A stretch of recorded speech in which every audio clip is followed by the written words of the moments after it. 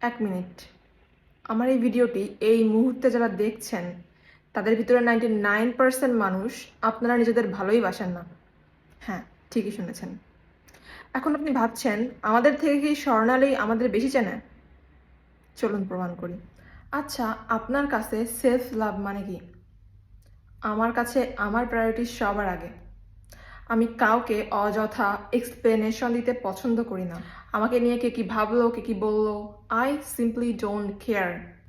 আমি আমার মতো, মাই লাইফ মাই রুলস। কি তাই না?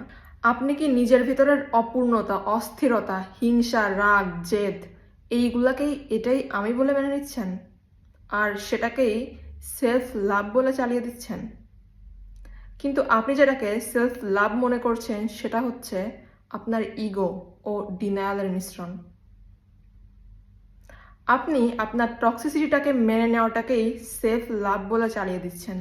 আপনি জাস্টিফিকেশন খুঁজে নিচ্ছেন আপনার এই অপ্রয়োজনীয় রাগ, জেদ এবং হিংসাকে ব্যাক করার জন্য, আর নিজেকে বোঝাচ্ছেন আমি ভালো আছি, কিন্তু আপনিও খুব ভালো করে জানেন যে আপনি ভালো নেই। মাই লাইফ মাই রুলস, এই কথাটার কোনো সার্থকতাই নেই। আপনি নিজেকে ভালোবাসার নামে নিজের অবচেতন মনকে প্রতিদিন একটু একটু করে নেগেটিভিটিতে ভরিয়ে তুলছেন।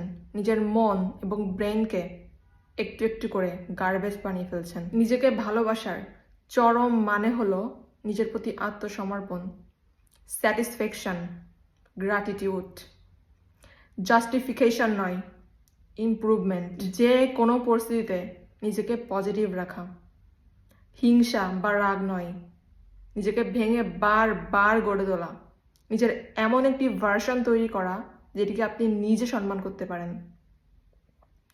আপনি নিজের স্বাস্থ্যের দিকে খেয়াল রেখে ভালো ভালো পুষ্টিকর খাবার খান আর নিজের মেন্টাল কেয়ার করেন রাগ, জেদ, হিংসা আর এইগুলোর জাস্টিফিকেশন দিয়ে।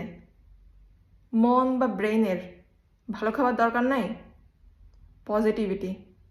পজিটিভিটি হলো মন এবং ব্রেইনের ভালো খাবার। নিয়মিত এটা ফিড করান আপনার ব্রেইন এবং মনকে। এটাকেই প্রকৃত সেলফ লাভ বলে।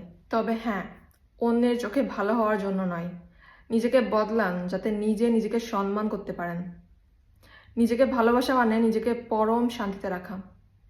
এখন আপনি ভাবুন, আপনি নিজেকে কতটা ভালোবাসেন? সত্যি কি নিজেকে ভালোবাসেন?